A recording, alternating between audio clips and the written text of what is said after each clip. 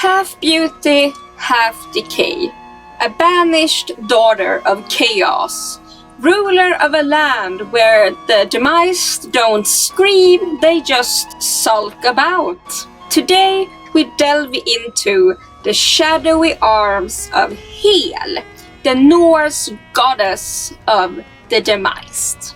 Let's take a little stroll through the gloom. Morbid History. So, before we make Hale's cold acquaintance and just dive into her deadly embrace, let's just quickly unravel the other Norse places you could go after life subscription cancellation. Contrary to modern ideas of one heaven and one hell, the Norse, they had options. Your soul just didn't pop up to God's embrace or into a fire pit. There were different destinations for everyone.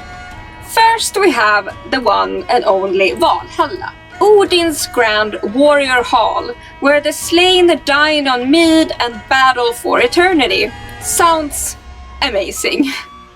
But plot twist. Odin only takes half of the honored dead. The rest, they went to Freya and her hall called Folkvang, the field of the fallen. She snags the other half of those demised in battle. A girl boss move. Then we go down to Ran's hall, and this is for the people who drowned.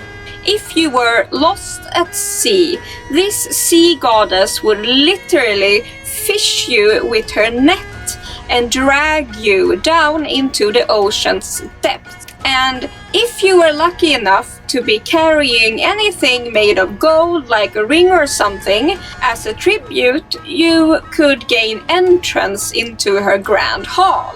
Otherwise, you were just doomed to float around the ocean forever. So yeah, always wear something out of gold if you plan on shuffling this mortal coil by way of air supply removement in water. Yes. Then we have Gimle. This is the sparkly, peaceful realm for the righteous post-Ragnarök survivors. It was said to be a golden roofed house in a large sunny meadow, like an afterlife spa. Then we move on to Trudvang. This was the hall of Thor, and it is possible we really have very few concrete tales of this, but possibly the common folk or even slaves ended up there depending on which source you read. But one of the most well-known mentions of Trudvang is when Odin makes fun of Thor that he only gets the slaves. So, yeah. And then we move on to Gefjon's Hall. This was a place for virgins and unmarried women. The vibes? A bit unclear, but a party for one. And finally we have Niflheim, or Healeheim, cold, grey, dreary, a fog-choked land of shadows. And this is where Hale rules, and where the majority of us unremarkable mortals would end up. Those who just demised of natural causes, of age, or just from something not very cool. So yeah, maybe 99% of everyone.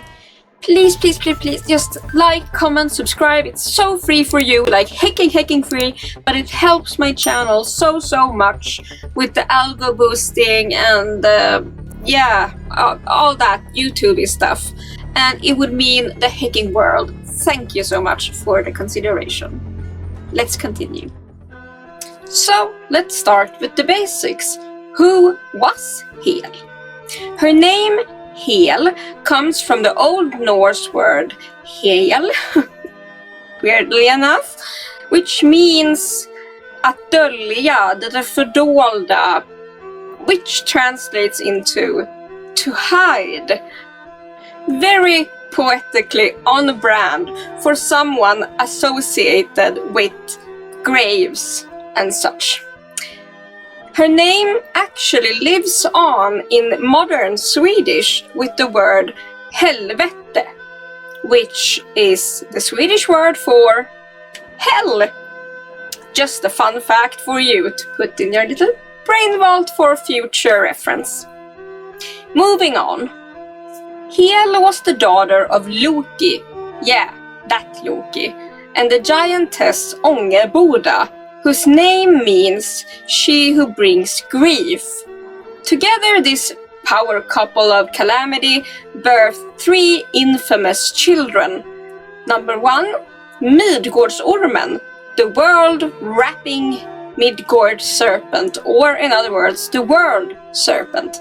Number 2, Fenrir, the monstrous wolf fated to swallow Odin. And then lastly we have Hel herself. Half living maiden, half rotting corpse, full-time manager of death logistics. And this is where Odin comes into play, as he usually does in these Norse tales. Ever the micromanager of fate, he had a very horrifying nightmare about these 3 kids, and that they would bring on Ragnarök, which is basically the Norse apocalypse. And he decided to babysit with extreme prejudice. And thus, Odin and his comrades go on a wild chase to find these 3 monstrous children of Loki and Ångerboda. And once he finds the unlucky children, Odin hurls Midgårdsormen into the sea, where the serpent grows massive enough to encircle the entire known world. Fenrir, at first they looked at the growing pup and thought, "Oh, just a little baby," and promptly decided to take him home to Asgård, where he roamed free for a while. Well, until he grew way too big, becoming way too dangerous to leave alone, so he was bound with a magical ribbon made from impossible things, like the sound of a cat's soundless steps and a woman's beard, because Norse logic was just chef's kiss. And then, of course, they looked at Hel. By this point, she was just a young girl, and by all accounts, a very beautiful maiden, nothing wrong, but apparently she was scarier than the giant wolf. So yeah, what happened to her? Well, Odin picks her up and just throws her down into the netherworld. Flung down into Niflheim, where the air never warms and the sun never hecking shines. And the moment she hit the hard, stony ground down there, she changed.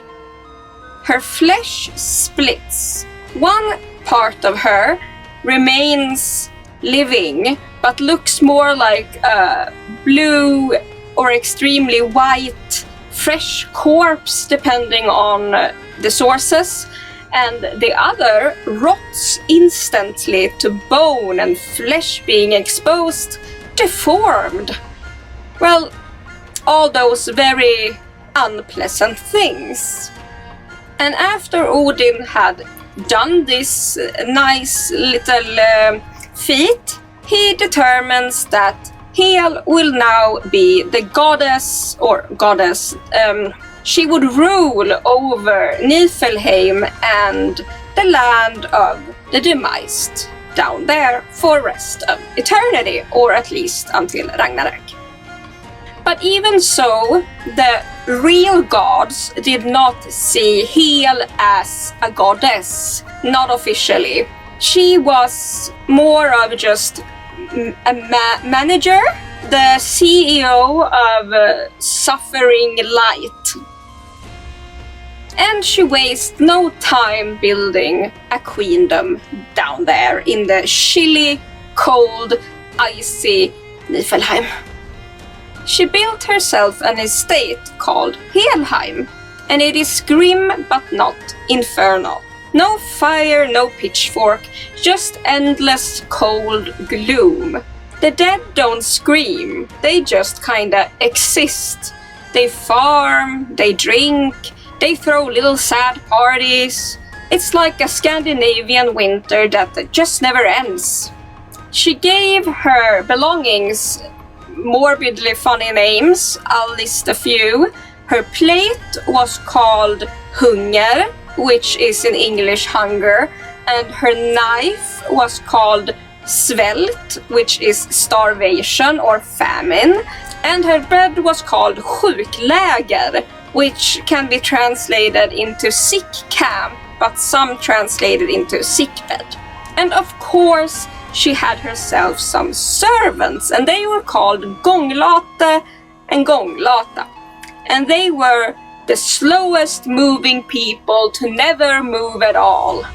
Because both of those names can be translated into walking lazily or lazy walk. I guess it's hard to find good staff down there in the netherworld. And then, of course, on the icy shores of Niflheim, we have a ship being built called Nagelfar. And it's not made of wood, it's made of fingernails and toenails of the demised that ended up there in Healeheim and Niflheim. And why? Why were they building this fingernail ship? Because it was to be used when Ragnarök finally came about. Because apparently nothing screams the end of times like a ship made out of dead people's fingernails. So yeah, make sure you cut your nails thoroughly before entering your demise era. And yeah, sadly, much of whatever we know about Hel comes from a single source, Snorri Sturluson's Prose Edda, which was written in 1220 AD. And Snorri, sadly in this case, was a Christian man, and he was writing about pagan gods with a bit of a Christian backdrop, if you wanna say it like that. So it can be quite hard to actually pinpoint what the Norse actually believed in and what Snorri just decided to put in there for some reason or another. So that's Hel. Maybe half truth, maybe half fiction, but either way fascinating. She wasn't evil, not a demon, just a part of life and death. The quiet queen of the overlooked, the uncelebrated, and the naturally demised. So next time someone tells you that they want to go to Valhalla, remind them, most of us are probably going to Hale. But hey, the drinks there are probably much cheaper and you don't have to fight to demise every single day. Win-win. Thank you so much for watching, and please like, comment, subscribe. It means the world to me. And thank you to my YouTube members and my Patreon members. You're the reason I'm doing this. I can't tell you that enough. You're my heroes. Mwah! Either way, stay hydrated, stay amazing, but most of all, stay morbid, and I'll see you soon. Mwah! Bye bye!